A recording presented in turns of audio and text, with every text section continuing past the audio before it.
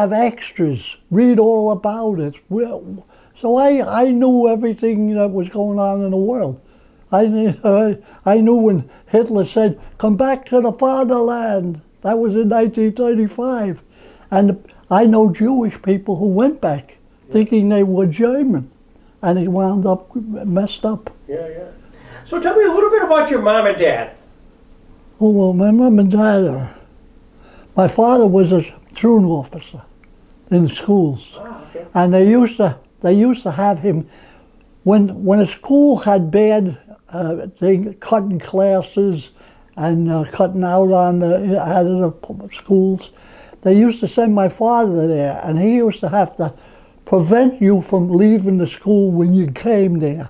Right. You didn't cut classes because he put people at every door there was. And they were big guys who were part of classes, but who knew what needed to be done. So they don't let them go running out the doors or think they get to escape, because they're here for the education, and we want them to get. And his thing was to bring the attendance up, so the school would get back into a thing, and then he'd leave the school after a while. He'd leave the school as he brought them back, and they'd put them in another school to do the same thing again, to cut that nonsense of cutting classes and everything. I had 2 brother-in-laws and 2 brothers in the service. Before we get there, I'm gonna just ask a few basic things, Charlie. When were you born? What's your date of birth? My birth is January 18th, 1927. January 18th, 1927. And where were you born? I was born, I would say, in just New York City. Where, I mean, exactly, I couldn't. No, but were you Queens or Brooklyn? Oh, Manhattan. Manhattan, okay. Manhattan. I was in the German town of 86th Street on the east side of Manhattan. So your dad was a truant officer who they switched to schools to bring up a better occupation, that they weren't cutting classes in the schools and bringing down the thing in the school system. So what about you? Where did you go to school then? Well, I went to school in what do you call Catholic school in 91st Street. Okay. That was up between first and second. I love your accent. You still got that New York City And accent. we had churches that were filled. We had the basement for the children and for masses on Sunday. That thing was packed for 6 masses on a Sunday. My golly. They had 6 masses. Well, they just ran from 6 o'clock to about 12:30 was the last mass. And they had thousands of Catholics in that area. Oh, yeah. There's a church like every 10 blocks. Like a big church. I mean, like Park Avenue, you had a particular church. People on Park Avenue got married in that church on Park Avenue. Oh, yeah. If you didn't get the cathedral, you were in St. Ignatius. St. Ignatius Loyola. Yeah, we were in St. Ignatius. So then you were in school. Do you remember, you would have been 14 years old at the time, but do you remember December 7th, 1941? December 7th? Sure. Pearl Harbor, yeah. Sure. What do you remember about that day? Well, see, I'll tell you, the thing that was, I knew about it is my one brother-in-law was marrying my sister. My sister's future brother-in-law. He was marrying my sister. And he was being drafted for the 1 year. So you were supposed to take military service for 1 year because we weren't at war. Mm-hmm. Of course, they didn't have the facilities to handle the people. So they were going to rotate them on a basis of 1 year, and you'd get all the training in 1 year. Well, what he did was, he was being married in November, and he says, I'm getting married. So they said, they said, okay, because the war wasn't on. They said, we'll draft you on January 5th. Now, we weren't in the war. So before the war started, my brother-in-law, my future brother-in-law, got married to my sister. So that was one of the big things. But everything was announced by extras in newspapers. I mean, when what they call Mussolini went into Ethiopia about 1935, I knew he went into Ethiopia in 1935. It's a whole different world. So Extra, read all about it. I knew I heard you just hear it, just being in the streets. So there's December 7th, 1941. United States is attacked by Japan. Was there a conversation in your family? Did your mom and dad talk about what could happen?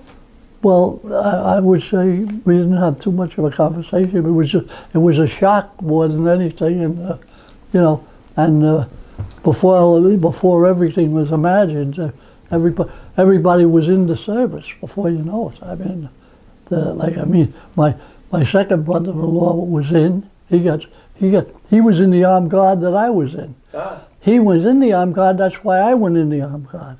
When I joined, they said to me, when you volunteer, you can pick whatever you want. I could pick the Marine Corps, or I could pick the thing. I says, I want the armed guard. My brother-in-law was in the armed guard. And at that time, when the ships start rolling, we were losing 1 to 2 ships a day off the east coast we were losing 1 to 2 ships a day. Before we get there, just another question. So again, chronologically, you're now 1941, you're age 14, you're in school, you're not eligible to be drafted or even anything else. Was there a conversation in your schools? Did you remember teachers talking about the war and? No, they never really talked too much about the war. So as you get closer to the bewitching time when you're either going to be drafted or signed, were you able to graduate from high school? Did you? No, I didn't graduate. Okay. No. So you decided to enlist. Yeah. And tell me, you mentioned the fact that you wanted to get into the Armed Guard of the Navy. What is that?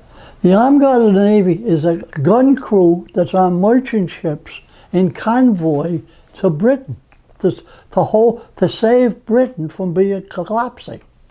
We were bringing the supplies over to Britain. And like the convoy I was in was 70 ships protected by destroyers and DE boats. And the Germans were after those supplies. And that's why, like I say, on occasion they knocked down 2 ships. But more than likely, it was always 1. They got 1 ship on a day off the East Coast, because it was a tough sail. They were losing a lot of equipment, of course. When you enlisted, where did you go to boot camp? I went to up here in Seneca Lake. Seneca Lake, yeah. What do they call that? Seneca Lake. I don't know. The place. Fort Drum. The place. No. It's Sampson. Sampson, yeah. Correct, yeah. Sampson. Yeah, Lake Geneva. Yeah, I was in there for 6 weeks, and then I had a week off, and I was going to go to the armed guard. They said, which do you want to go? You want to go in the Marine Corps or thing? Because since you volunteered, you could even switch before you went. So I said, no, I'm sticking with my armed guard. I'll stay with the armed guard. So this was the part of the Navy. Yeah. And so you're at Sampson. Do you remember anything really kind of unusual going through boot camp? Here you got all of these people who don't know each other. They're loaded into one area in Lake Geneva. Do you remember anything unusual, funny? Well, I mean, I'll tell you the truth. I'll tell you this, and you'll get a laugh out of it. I can't swim. I can't swim, never could. And I went up there, and they were supposed to teach me how to swim. Well, they were the poorest damn teachers there were. They didn't. I could jump into 15 foot of water and get to the ladder, but I couldn't swim. I mean, I wasn't afraid to jump into a 15-foot water, but a guy would have a stick, if, he'd pass it out if you needed it, and to get to the ladder to get out of the pool. But we used to jump into the pools, roll over and onto rafts and everything, and they'd have you doing different things. I could always do those things. That was no problem. I knew where the raft was in the place, so I knew I could get.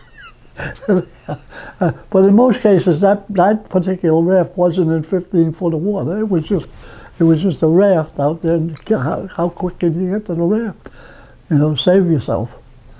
So did you eventually learn how to swim? No, I have never learned. I thought as long as they have that life preserver, I'll have one when I go over, and I'll survive.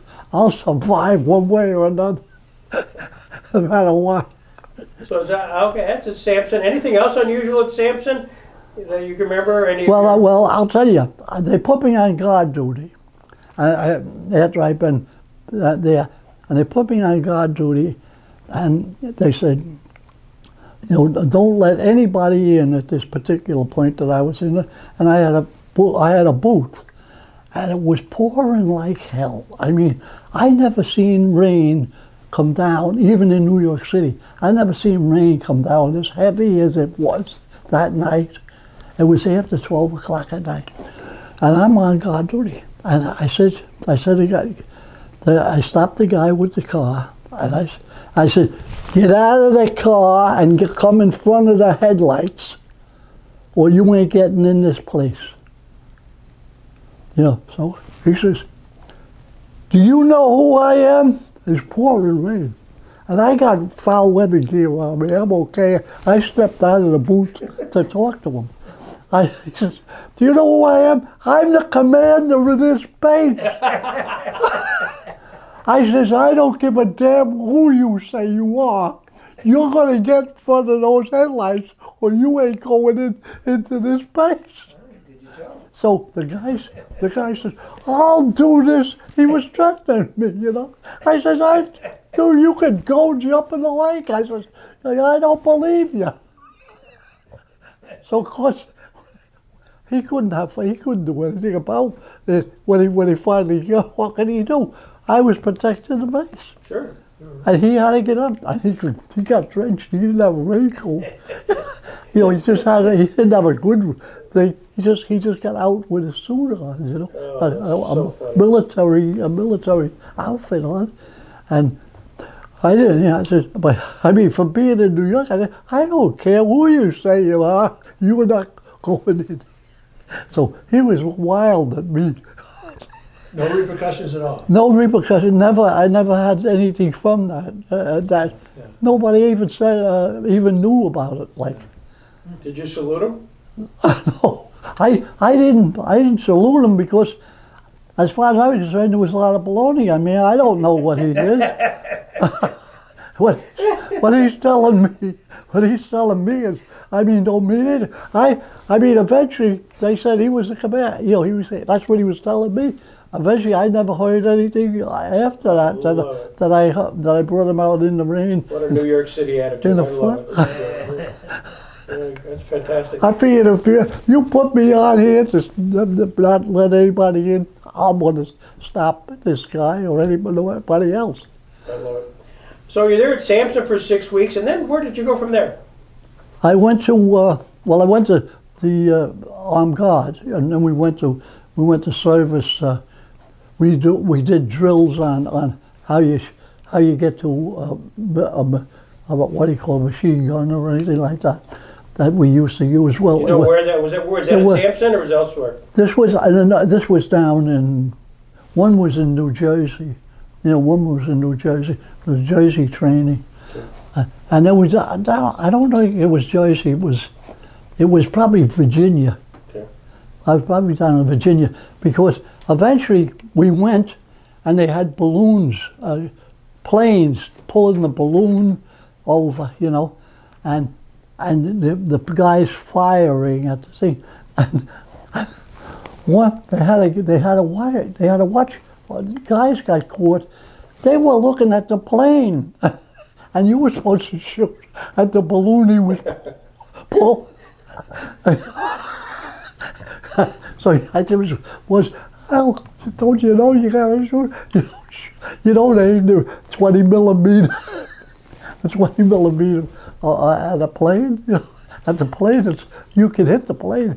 They're giving the practices on what he's pulling in the air.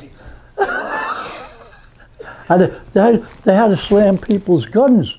You know, when they realized people who were watching, you knew that they smacked the gun from where the guy was, whoever he was pointing. He was pointing the damn gun at the plane, pulling the chute. Friendly fire, man. So nothing ever happened. I mean, no, we never had a mistake. Of course, somebody knocked the guns right off. You know, they swung on a thing. There were pivots. And I thought They things just like that only happened in the U.S. Army. I didn't know it happened in the Navy. they just My father was in the Army, and he used to tell me, I remember, he was in World War II, that we killed more people in friendly, like you say, situations than we want to admit to. But I mean, they just, because they'd pivot on, they'd be all lined up, and you're supposed to be watching the, like, we had guys, even later on when I was in the Pacific, we had guys run torpedo runs at our ship. And they were U.S. trained, they weren't supposed to do that. So the officer in charge, we got only about 35 men on the ship, and the lieutenant.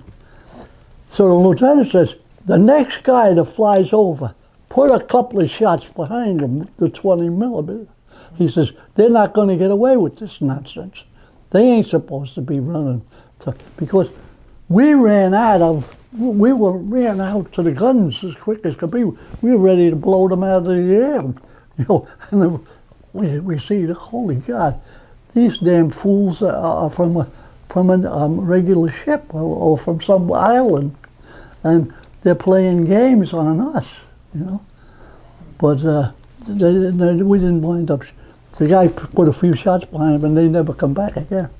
So you got trained on a 22 millimeter or 20 It's millimeter? a 20 millimeter. 20 millimeter gun. Yeah. And for the camera, what's a 20 millimeter gun kind of kick give you? What is that like? Well, it has a little jolt, you know, but they're all mounted and it's strapped down. And sometimes the barrels get too hot, depending on how much you push out. So then you have another barrel in water that you pull out and put on there. How many people would be on a gun? Well, two people, just two people. But just two people on any gun. Because we only had about 35 guys, including the lieutenant. We had a signalman who had to be able to signal with the lights and everything like that, so that you didn't communicate with wire. The guy would be using the signal lights to tell them what we're doing or not doing or anything like that, you know. So as nobody could pick up what we were pushing on information. So you were trained on a 20 millimeter, and after you got done with that training, what was your next assignment? Where did you go from there? That's just that idea. We did some drilling on. We had a 3.5-inch gun on each end, on the bow and on the stern of the ship. So what kind of ship was it? It was a merchant ship. It was a Liberty. Liberty ship. It was a Liberty ship. Gotcha, okay. And the reason why it was the Carol Lombard was the wife of Clark Gable. She got killed in a crash for raising savings bonds. She got killed in a flight in a 42. Oh dear. So then, they didn't name ships just like Carol Lombard just for the heck of it. But because he had been killed for raising savings bonds, they had to do something. So they made the ship in 42, and I eventually got it in 44. So you were on the Carol Lombard. Yeah, Okay. I was, That's a great and story. then I went out the East Coast and come back to the West Coast. So when you where did you launch from? When you went to the Atlantic, you finally get through training, you go on assigned to the Carol Lombard. where did you go embark from? Well, out of Baltimore, Maryland. Baltimore, okay. Baltimore. And we went out, and then we formed this convoy. Okay. And we wind up with 70 ships, and we head across the Atlantic, and we get out, and we get to a certain point, and then they break up the convoy, and they sent, roughly, I'm just guessing, 10 ships went to Russia in the Arctic. They were supplying the Russians with over the back, and with 20 for Britain. 20 ships were going for Britain, and the other 20 we dropped off in the Mediterranean for Italy, you know, to bolster Italy, because we had troops in Italy, you know, at that time when I was going by. So you were on the Carol Lombard. Where did you end up going when you finally split up? Where did you go? Oh, I had a deck cargo on my ship, plus everything else. We went to India. We went to India, and we went to what do you call it? I'll try to think of the place, but anyway, the capital is it's on the Ganges River. Yeah. You know, we were, and you had to go into the city. You got to go 70 miles up the river, so you got to wait till it's high tide, because we had a lot of waste on the ship. We were sunk in the water. We had to wait till it was high tide for us to get up the 70 miles, and then have them unload the ship that we had. Because we had deck cargo, we had 2.5 ton trucks on the deck, plus everything else that was imaginable. You know, and the only way you could walk from the front to the back was on wooden steps that went all the way from you ran between that and the sea, because the deck cargo interfered with everything. You couldn't run. And like when we got in the Gulf, we got in the Red Sea, the thing was so warm, hot in the Red Sea. I slept under the trucks on the deck. And you could see the vultures would land on the roof of the what we would call the crow's nest, and they going for a ride down they're going for a ride on the ship. They're just sitting up there. But naturally, vultures only goes after the dead. They don't go after the living, you know. Yeah. They only go after the dead. That's what they're. So as you're going from, really across the Atlantic, did you guys run into any German U-boats? And I know that. Do you remember seeing any action? Well, they had them because they were dropping depth charges when we were going over. You know, when originally the DEs or the destroyers, they'd run in between. When you're in a convoy, you have a mile, the ship ahead of you is a mile in front of you, and a mile on each side. That's the way they say. So you are not far from each other. And the one thing you can't do, you can't lose, if you lose power, you have to drop back and get out of the line and go to the back. Now, if you're important, they would never drop a troop ship back. A troop ship would have to be escorted. You know, if there was any number of men on there. But cargo, it was, they could lose it if they had to. So the ship would just drop back, and he used to say, I hope this damn thing keeps running, because I don't want to be dropping back. And then, because you're a sitting duck. I mean, you ain't keeping up with the convoy. You're on your own. You know what I mean? And your job on the Carol Lombard, you were manning the munitions. I mean, you were artillery. Yeah, I was a gun crew, and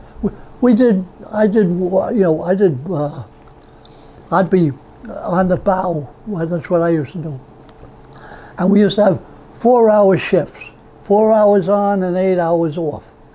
And we did that, and we switched shifts as time went on, you know. So sometimes you were on at 4 o'clock, from 12 to 4, and then sometimes you were on 4 to 8, and we'd come off. When you come off at 8, that was very nice because they were cooking all of these, and you could always have as many pancakes as you wanted, and when you got through with that, and the fresh air you'd be hungry enough that you'd eat a double layer of pancakes after you went 4 to 8. So, Did you guys ever run into any bad weather, any typhoons, any hurricanes, I guess?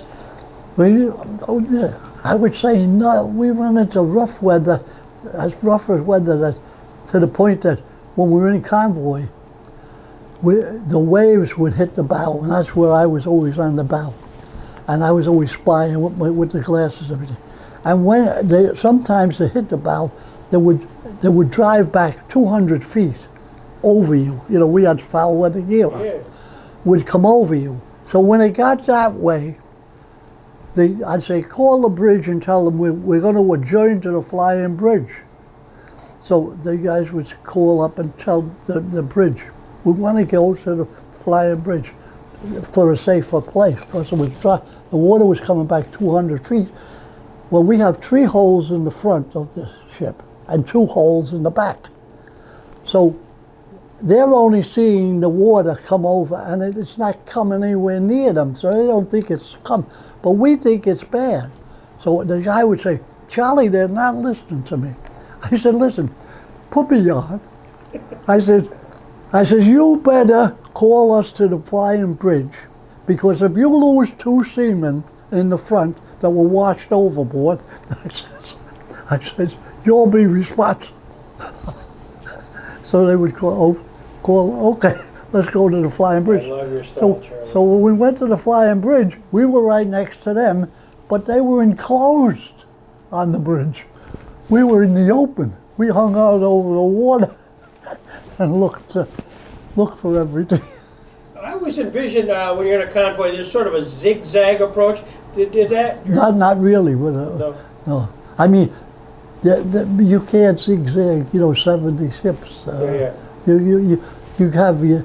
I mean, they try and run, but they're going to run for a period of time one way. Because the whole 70 ships have to go. You can't zigzag. You can only zigzag if you were attacked and you're close in, and you were being attacked by aircraft or something. But submarines, you couldn't do that zigzag. So how long would it take you to go from Baltimore, then you join up in a convoy, and then you ended up splitting off and going to India? How long a time period is that? Well, I would say we left in January, the beginning of January. 45? And 45. We left in January, and we got the first month we were across the Atlantic, and we were now heading into the Mediterranean. So by the time we got to India and up the thing, I would say it was 3 months anyway. Well, so I mean, altogether, going across the Atlantic through Suez Canal, we go through the Suez Canal and everything like that. how were you learning about how the war is progressing? Was on ship? Was there radio? Was there a newspaper? Was there something? No, we never heard anything. Really? We never heard anything. So you really didn't know how things were progressing? No. Interesting. So then you get to India, you drop off your load. Did you were able to spend time in India? We were in only about 2 weeks, and they unloaded it. And I used to have to tell them, I said, the Indians are starving, So they're filling empty bags in the bottom of the hole, and filling the bag and sewing up the top thing. And I see one spills on the bow of it's going into a street, and it's a railroad. They're going to put it up on the river. I said to the guy who speaks English, he's the Indian representative. I said, listen, you tell them I don't want to see a bag of rice spilled on that deck because that ain't a mistake. That's been done. That's been done cleverly. Supposedly, it wasn't sold right. You know, that particular bag, and then they'd get the whole 80 pounds a bag. So I said, as long as I'm on the guard duty and they're leaving the ship, we're just still now, just unloading. I said, when you're coming by, you can come by with a bandito, handkerchief, big handkerchiefs, and they could get a pound of rice. So I said, you can take a rice around me all on time. I'm on guard duty. Don't worry about it. That's no problem. But you ain't gonna spill the rice and stuff that we're supposed to be providing the soldiers with. I says, you gotta do right. So he'd tell the guys. He says you can go by. He spoke English. This guy. I says, and sure enough, I never had any trouble. As long as we were in that port, they emptied the thing. They worked 12 hours in the hole each time, shift, and all they made was like about 33 cents. Yeah, right. You know what I mean? For that 12 hours. That's how bad it was. I mean, in relation. But the 33 cents was a lot to them. Now, I wanted to go ashore. I wanted to go ashore when I first pulled up, and we hadn't gone up the Ganges yet. And I wanted to get over to the shore. And I said to the guy, hey, listen, roll me in, and I'll give you a quarter, which was nearly the 33 cents for the day. He didn't know what a quarter was. He said, no, he said it was cheating. I go in, he sees what they give me for my quarter. He says, he made a mistake. But it was funny that it was just that little thing. He thought I was cheating him, and all he was going to roll me about 1.5 miles to get me to the pier, and then I'd take a look at the town. So what was the town like? I mean, you were interspersing with the natives. Did they treat you well? Oh yeah, I never had any trouble with the natives. I mean, and they have what they call the untouchables. But you wouldn't know that, Like the untouchables, even up to recently, couldn't, they do the lousiest jobs in India. Yeah. Well, they become a union. Now, they got more damn union things that if they're going to get the lousiest job, they're going to have to pay. Nobody wants to do the job, and they're the only ones who are doing it. So they start raising their own wages. Like inside of India, I mean, I've seen that's happened since I was there. Yeah, the caste system. Yeah. Did you have much interaction with them? When you went to the bars or anything? Oh well, yeah, you didn't have much interaction. Like I'd go into town. There were clubs there that were all run by British things, and there was no too much interaction with Indians. The only thing they did was there was always an overhang of the building over the sidewalk. Right. And the Indians would sleep there in the night, That was a nice place because you were against the weather, you were safe, and you could sleep there, under there.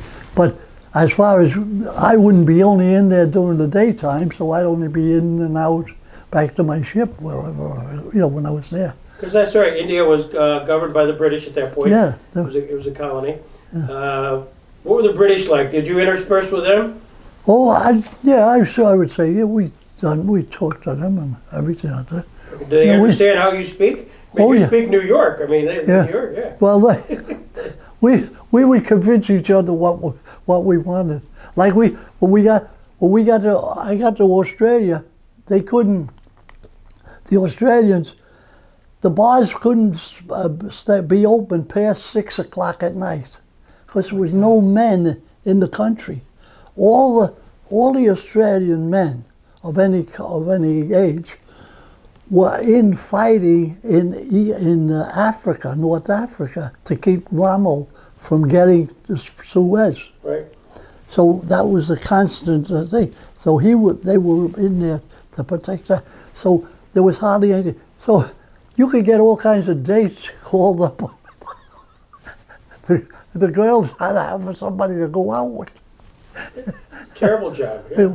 You know, If you want to talk about it, that's okay. We'll listen. no, but I mean, just, that was, the phones was always going, and the ship that they were doing sailed out. That's why we're in there, you know. Say, who's it?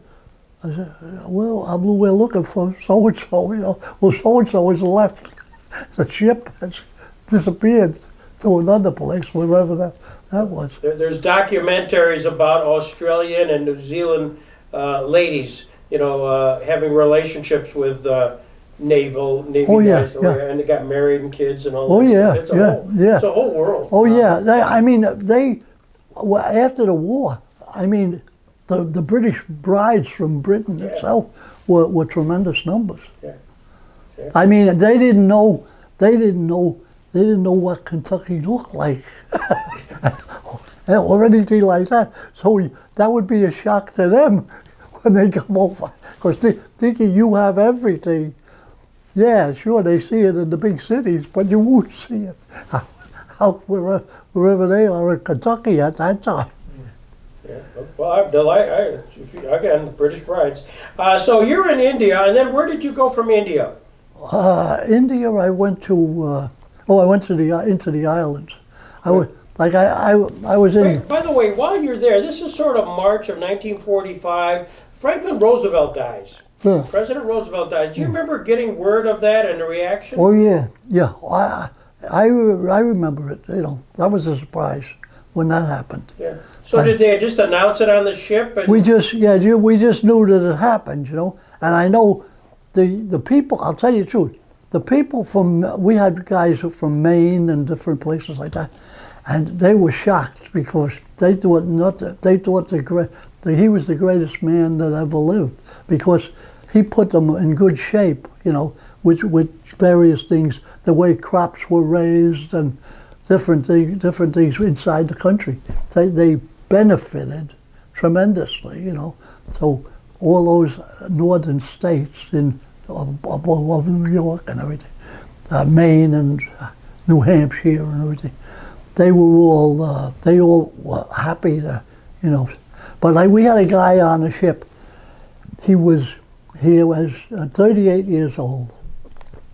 He had 5 children. Imagine this, and he was drafted into the. Now, when he was drafted, I don't know, because I don't know how long he was in the service. But he was 38, and this was towards the end of the end of the war, and the whole thing was the war was over, and if we hit an American port, he would get a discharge immediately. That was with the war it wasn't fully over yet, right. But we had one that collapsed in Europe before it moved over into the Pacific. So, like, when I was in Manila, all the forces of the British Empire was moving from Britain into the Pacific, because they wanted to reclaim their things that they had control of, you know. So we had aircraft carrier, four aircraft carriers and everything like that coming in, and they were going to be in the new invasion of Japan, you know. Right. So do you remember, again, you're in India and working towards the end, the war is ending in Europe. Yeah. And do you remember getting the word from that victory in Europe? Because that was June of 1945. Yeah, well, that was about when that war was over in May, right? It made you enough. Yeah, May was over in May, and and then of course, he died, and Roosevelt died a little before that. Yeah, he died before that, but. Were you celebrating at all? Was there anything on the ship? We didn't have anything to celebrate with. Now, one time, now, we brought, like one time we had a cargo of wine and beer, and we were taking it out of we were taking it out of Australia, and we were bringing it up to the Australians that were going to invade Borneo. Mhm. And so they were 6 weeks behind in their, they were entitled to I would say 2 quarts a week, but it was beer, not whiskey. Now, we also were carrying whiskey for the Air Corps, and so that was a different thing altogether. So the officers and the guys who had flyers, they had whiskey that came that way too. But when we brought the stuff up, you never seen people get beer off a ship quicker. They were working right around the clock to get the stuff. Of course, they were supposed, now they wouldn't give them the whole 12 bottles at once, but they rationed it a little bit till they caught up with what they owed the thing. But you're supposed to get, they were supposed to get 2 quarts a week, and they called it a liter. Okay.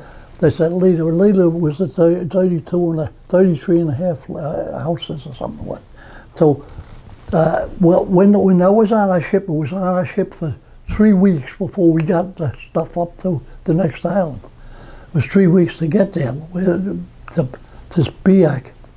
So we bring up the stuff and they unload the stuff. And then the Marine Corps was going to cover them with air power, when they invaded. Well, Borneo is probably the biggest island inside of Indonesia, and the most undeveloped island at that time when I was there, when I was in that area. Mm-hmm. So, but like when we passed by, I think we were going from India to Australia. We had to go by Java, Sumatra, and some other. I'm trying to think, big islands, and these were big islands in their sense, where they had 70 million people on one of them. You know what I mean? They were big islands for that thing. But Borneo was an undeveloped island, which made them look like a peanut. Yeah. But that was the key island of and today, no doubt, is a big lead in Indonesia because it was the most undeveloped. They had animals in there that the people thought would never existed, and they found them in that island. Hey, Charlie, again, you're unloading all of your supplies in India. Where did you pick up new supplies to then take it to the Pacific? Well, they'd send us to a place, and we'd move. They'd send us into a place that had, like if they had too much weapons, and they want to move them up. Okay. They'd send us in and say, we go to such and such, and we went to Halandria, which is New Guinea, which is the biggest island off northern off that island, and we'd go there, and we'd sit. These guys would go swimming, and we'd have 2 rifles to protect them. We didn't know if there were sharks in the water or what, but you could look down into the water as clear as a bell. It was clear as a bell, and we went by the Japs, and there was about 4,000 Japs that they just bypassed. We didn't even bother with them. All we did was sail by them about 10 miles out from them. We could see the fires at night, that there was 4,000, supposed to be 4,000 Japs that we just bypassed, and they're gonna give up one way or another because there's no supplies coming in. The most they could get a supply is a submarine, if they had a Japanese submarine that could come. But that couldn't carry that much to take care of them. Well, and clearly your job was not to engage anybody. Your No, job was no. to get from supplies from We just go, yeah, we just go island through. to island to Yeah. island. Yeah, we just go from, like I was on all the islands as far as Guadalcanal, Bougainville, all of the major islands, but I wasn't there when they were in action, you know. When the action, all I was there for was to take off whatever was on the island and move it up to another area, you know. Did you ever have paths cross with the troops themselves, the guys that were engaged? So you're coming into an island after it's been cleared, Yeah. after the action. Did you ever talk to the troops or any? Well, we did from time to time, but like we had guys. We got into an island, and nothing to do. These guys were on the ship. They wanted to go hunting souvenirs. So they go out. Now I don't go out because I'm not a damn fool. So nothing to do them. They get about 10 guys, and some of a Navy, and a few Navy guys, and the others are Merchant Marine. That's our crew, you know, part of our crew. So they want to go in. So they go in. Well, the idea is, this island ain't cleared. That it's the Japs say, oh God, they've eliminated their problem, but they haven't hunted out every Jap that's on the island. So out they go. Well, in nothing flat, the Army brings these guys back, and they're yelling, "We're Americans," because there was guys out there who were a squad. Brought them back to our ship and said, as long as you're in here, those men are not to leave this ship. And the pack of damn fools out looking for souvenirs. So they put themselves in harm's way. Yeah, I mean, and so there was a one time, and that never happened again. After they learned that, they never bothered with about going in harm's way. But that's what they did. And like I say, other than that, I was Bougainville, New Georgia. Every damn island imaginable I was on. And in fact, one island I was on, they said there was so much ammunition on the island it would blow the island to Kingdom Come. I got it. They said if that island never got hit, and that's we were pulling it out. We were pulling it out by the thing with the 300-pound bombers, and everything's out in the open. You know, it's only that you're controlling the area that you don't let that nobody's in the area that threatens that island. You know. So you were basically taking 300-pound bombs and 15 caliber ammunition, all getting towards the island, sort of. Yeah, moving them up towards Japan. Yeah, towards Japan. That's right. So they could up to that. That was our final thing. What was your final? The final thing was getting into the Philippines. Philippines? We got into the Philippines, and then of course, when the one thing I did know that they MacArthur they ran these LTVs. They ran them right up on the beach, you know. So what do you call MacArthur is a hero. He says, okay, now he lets off the reporters. They're going to take his picture getting out wading in the water. Yeah. So he backed the damn thing up. It was only a landing craft that brought them all in. And they had to take pictures of him capturing, Coming ashore, yeah. coming ashore. You know, whereas he could have got off and never dirtied his shoes because they just gunned the motor and put it right up on. Wouldn't have been as dramatic. You know, but he had to make it look good, you know. Yeah. And he left poor Wainwright. Wainwright was the prisoner of war. Yeah. He had to take the loss. That's why. Yeah, he scooted out of the Philippines Yeah. with Wayne right behind. So you're there in the Philippines, and all of a sudden there's an announcement: Japan surrenders. Yeah, well, and then once those two bombs went, was nothing. I mean, the idea was, they were wondering who's going to go up the take over Japan. So they never sent anybody under a lieutenant into Japan who fought against them. Only officers and fresh troops that had never fought against them at all. And like we had this come into Manila. It was a paratroopers, a brand new paratroop group, and they were about 17,000 on what they call a victory ship. And they were 17,000 ton victory ships, whereas I was only a 10,000 ton Liberty ship. But the new ship was a Liberty ship. And they bring them in, and so when they brought them up, they brought all these guys up to Japan. They all had new uniforms, and they were in good shape, you know, because they hadn't seen any combat or anything. But the idea was they would impress the Japanese. Sure, There's a bunch of guys, all well dressed. Good optics. Good optics.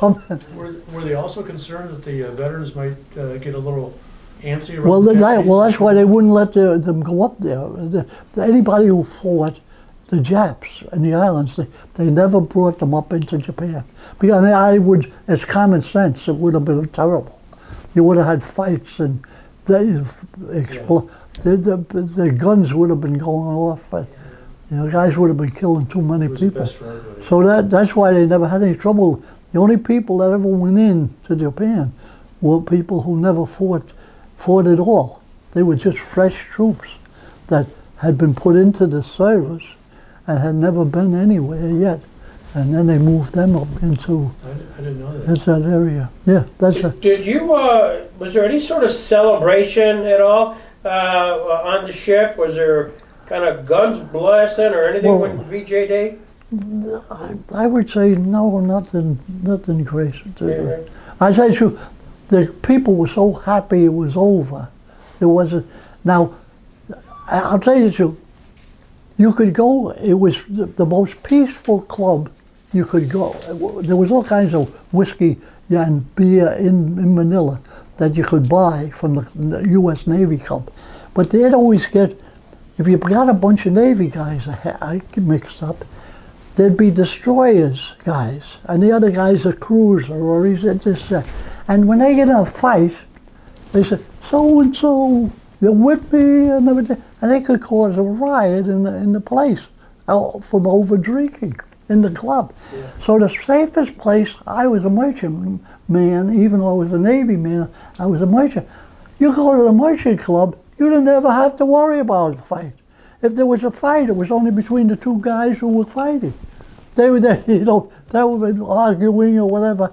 There was nobody saying, I'm from such and such a ship, and he's going to get a following to help him. You know? How did you learn about the two atomic bombs going off? Oh, we learned about that. That we learned about. Right away? No, yeah. I mean, I'll tell you.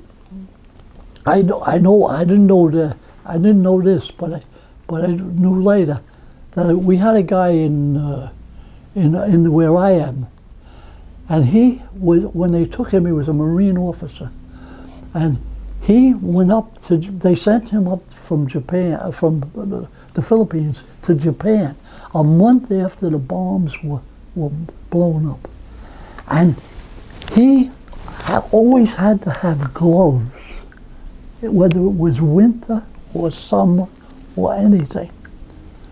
He always had his hands were always cold from going up into that area, and whatever it was that affected him, he was put up there a month after the bombs were exploded, and he lived in our particular place, and he always had his hands were cold. So you'd always see him with gloves. You'd wonder why he had gloves.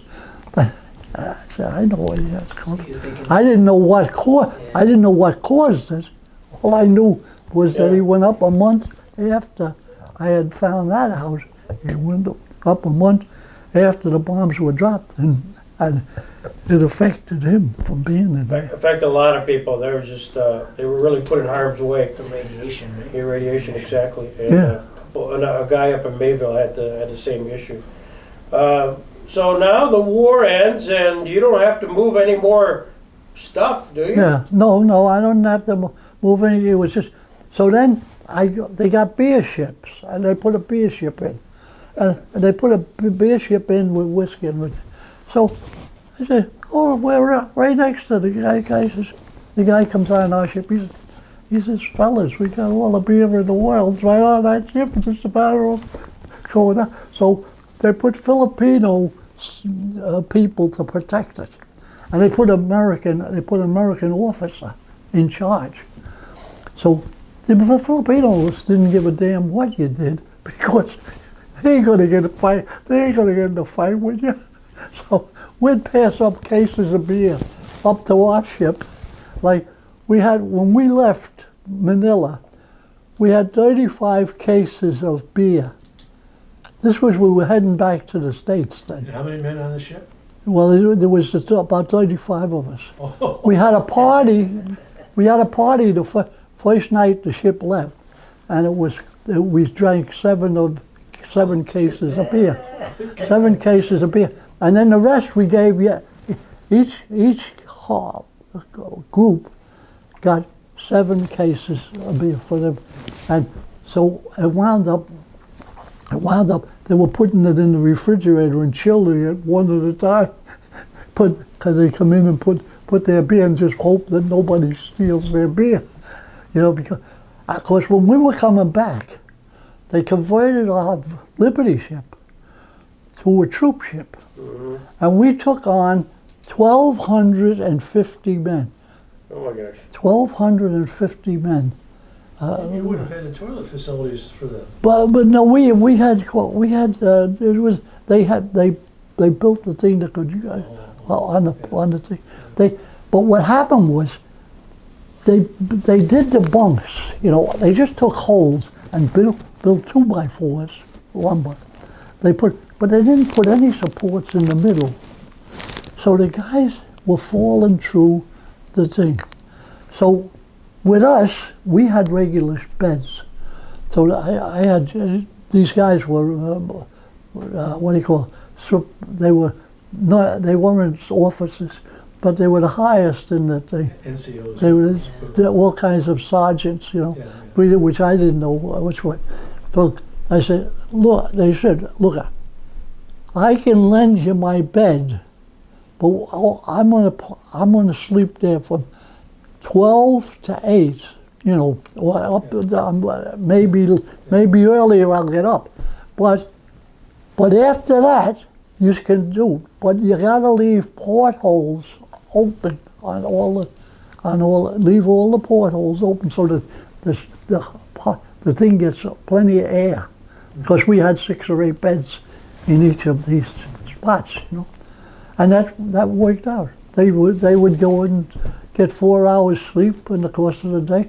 And the Army did all the baking.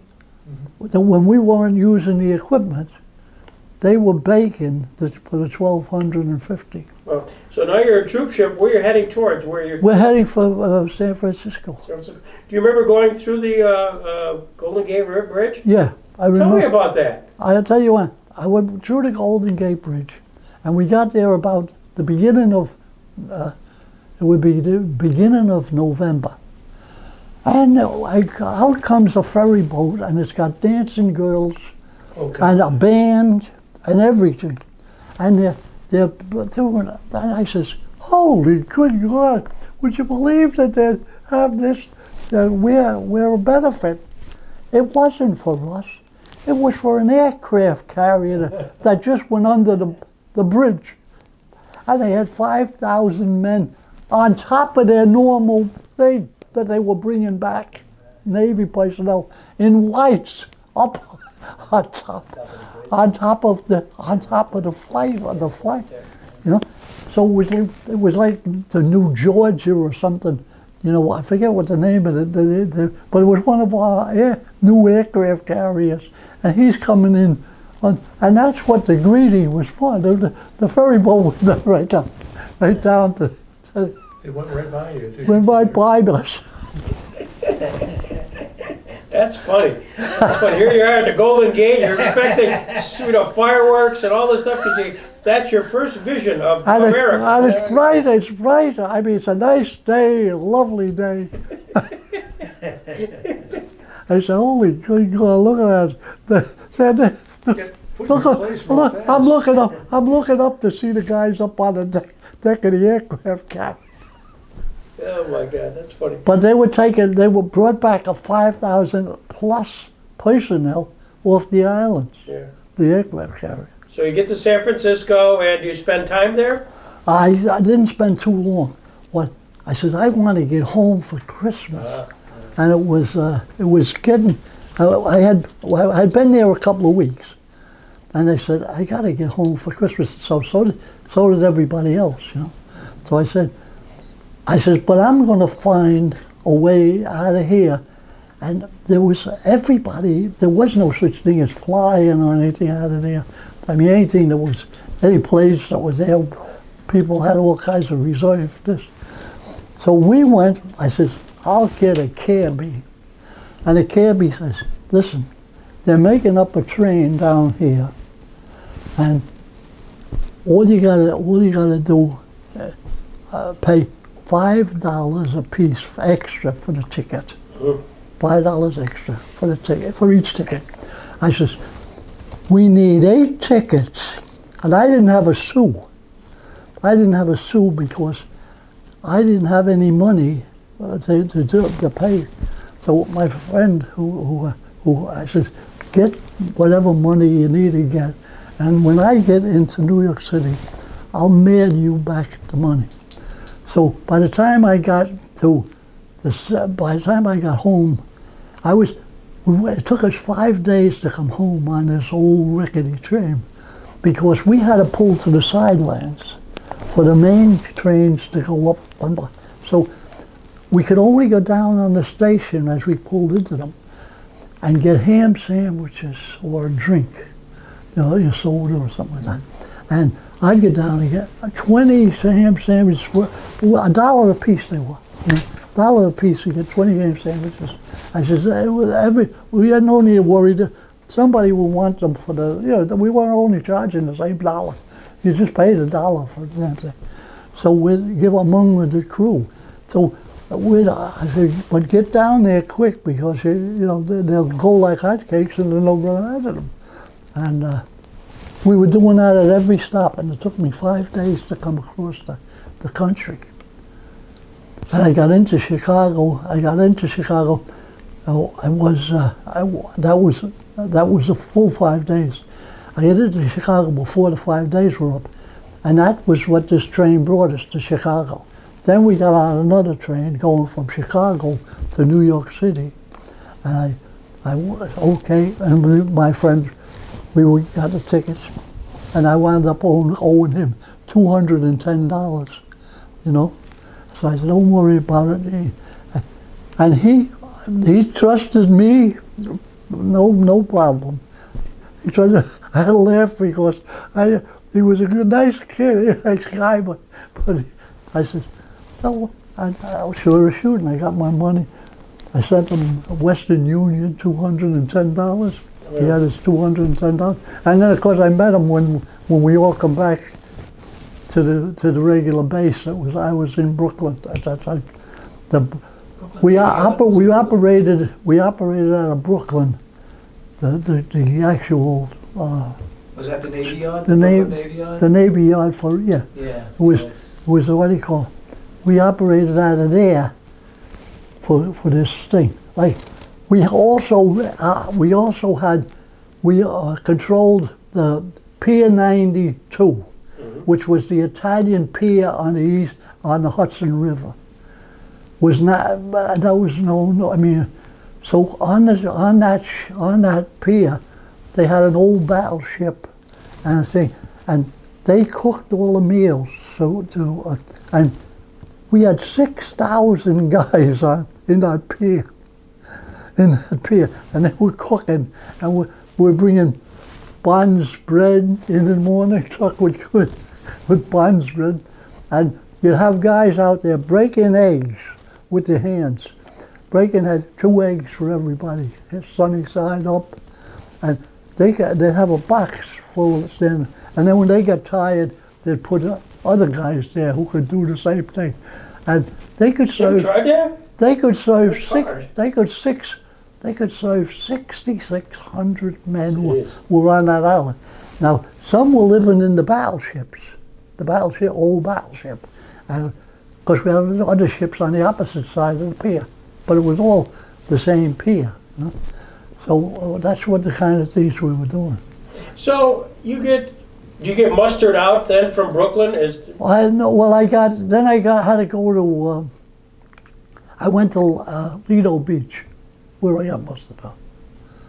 So you get mustered out, and then you come home. Then I come home. Tell me about when you walked in the door and your family saw you for the first time.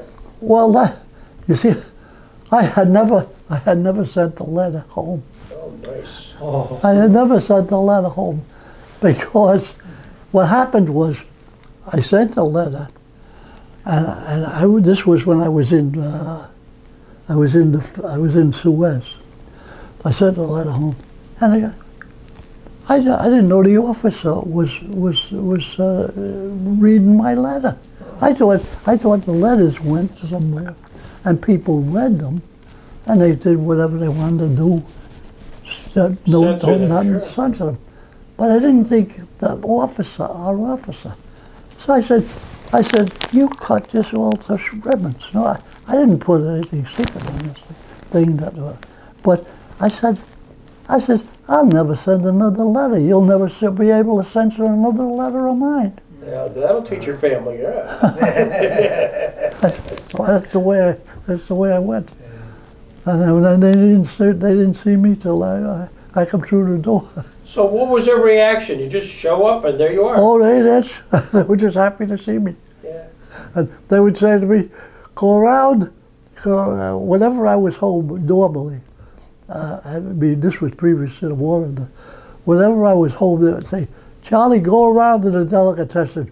You could get ham sandwiches or ham, half a pound, and you don't need stamps or anything. I would go around and I get half a pound. My mother would say, you go around and get us all without stamps. Because you used to have stamps. You could only get shoes with every 6 months. You could get a pair of shoes. You couldn't buy a pair of shoes except with 2 stamps. 1 stamp every 6 months. You know, there was all kinds of rationing. Rationing, yeah. You know, but we used a lot of sugar. So because we couldn't get sugar, we were using condensed milk in your tea in order to when I was there before the war ended.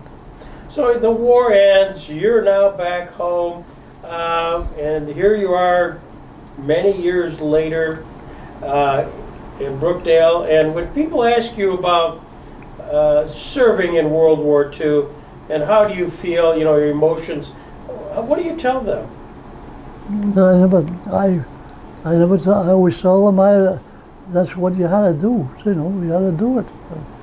I mean, that's how I voted. That's how I joined the Army. I mean, the Navy. I joined the Navy because you had to go into something. I was going to be drafted, and they could stick me in anything. So I says, I'd rather be in one particular thing. I knew what it was. I knew there was a danger in the subs and everything like that at that time. But I said, that's where I'm going to go. and what did you do in civilian life when you returned home? I worked in Railway Express, which was hooked up. They were hooked up to the Railway Express was connected to the railroad system. They owned the Railway Express. So I worked, my oldest brother, which was his dad, he worked there. And this was the coldest place you could ever work when it got in the winter. And they used to have the doors opened. And I used to work during the coldest time. From September was reasonably warm till February. And when you got into January and December, it was cold. And they'd have the doors open. And I said, you know what?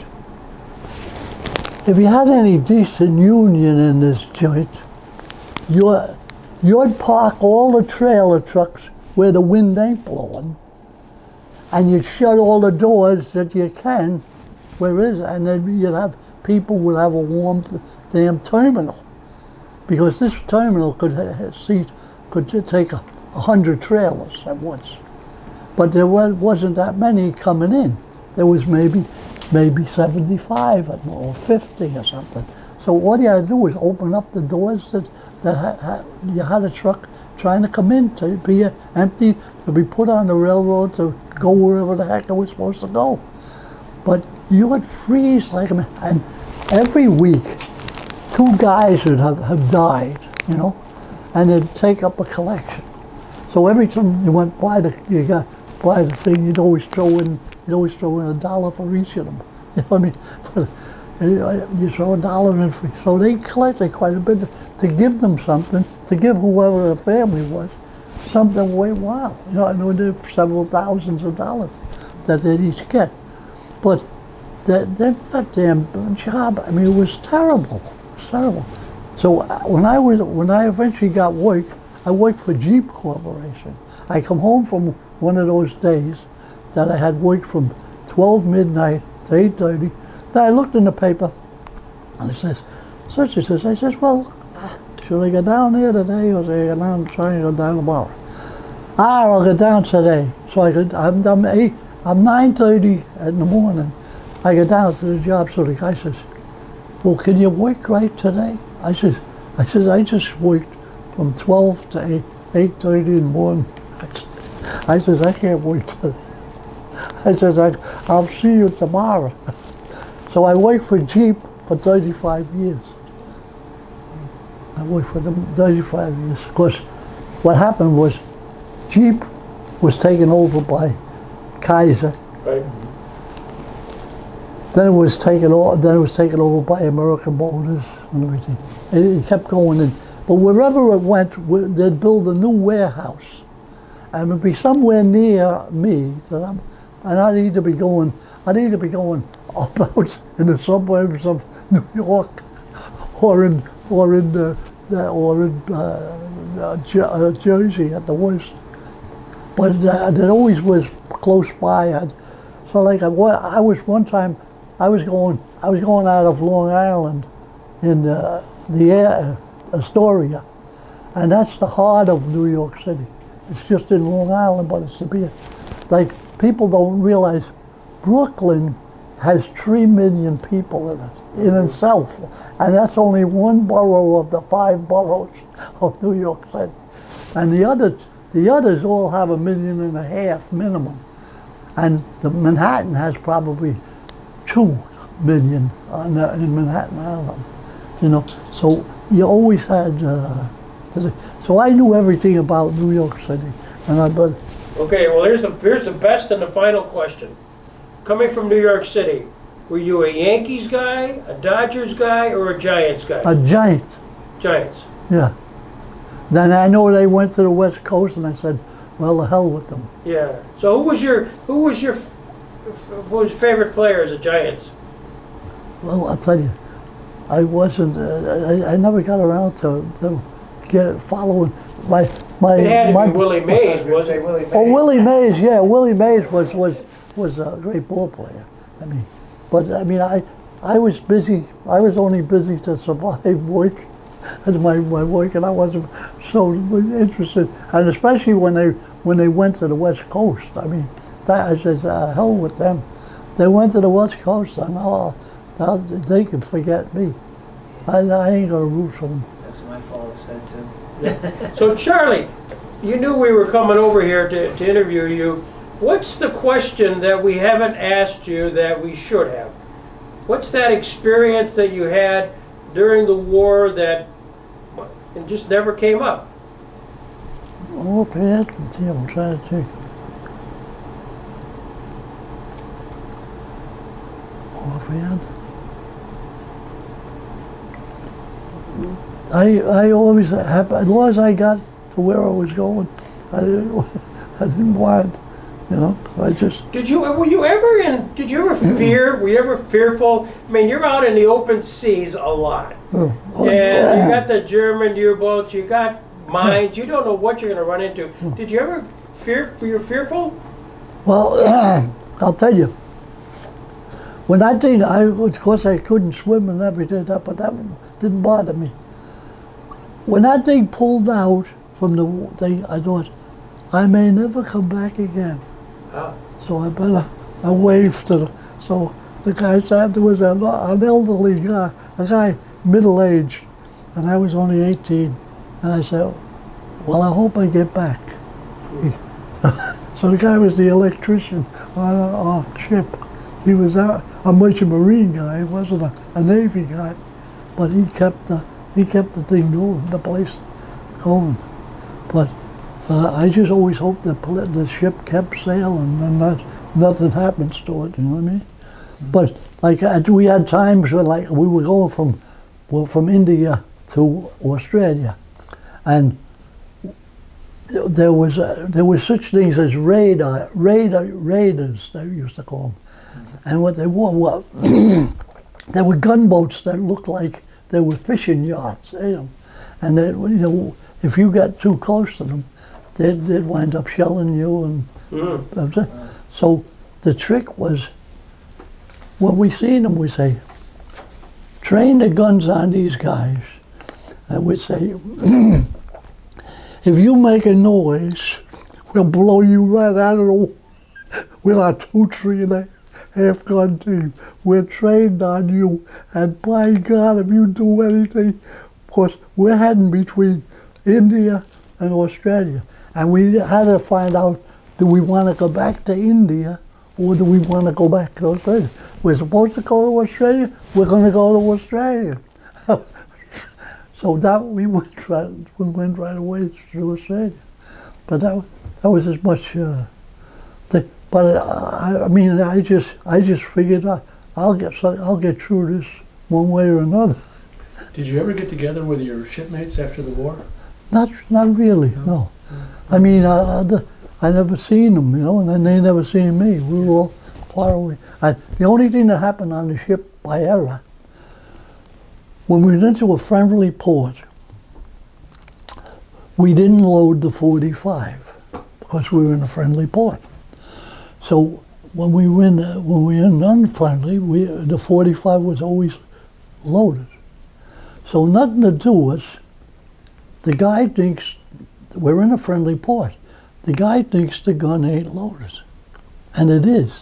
He don't know it, and he cocks the gun and he points it at one of the guys, and he's sitting on a truck 30 feet away. He put it on the truck, and the guy says, he was from Brooklyn, who knew better about guns. He said, you point that damn gun at me, I'll kill you. Because he no doubt seen guns in Brooklyn. Because he no doubt seen things or heard of them. So he says, so nothing to do him. The guy had already cocked the gun, 45. He shoots it. It goes through his dungarees from the top and goes out the bottom without scratching his leg. Oh my gosh. And when he does that, I grab a hold of the guy so he don't shoot again. Because he's panicked. He doesn't know what the hell just happened to him. So hold him, another guy come, take the gun off him. Get the gun off him. And then of course, we never sailed into a place that a gun wasn't loaded. There was no such thing as a friendly thing.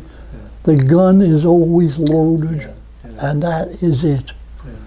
Had he pulled the trigger and the guy was on the thing, he would have killed the guy. He would have killed the guy because he was within 30 feet. The guy was only on the pier, and we were just into the pier. And Torn his leg off anyway. you know, but he luckily it just went through the dungarees on the top, and out the bottom and bounced on the steel deck. Okay. And then and then it reloaded itself, you know, because he had cocked the damn gun. but he thought it was unloaded because we were in a friendly place. Yeah. But it was that, you know how that this guy is the movie guy with the Alec thing Baldwin, yeah. about you think this and you think that and you think it's empty and you think it's full. It's crazy things happen when you people like that was with us. Friendly port, you don't, the gun is not loaded. He assumes we're in a friendly port, which it was, but it was loaded, and it would have killed the guy.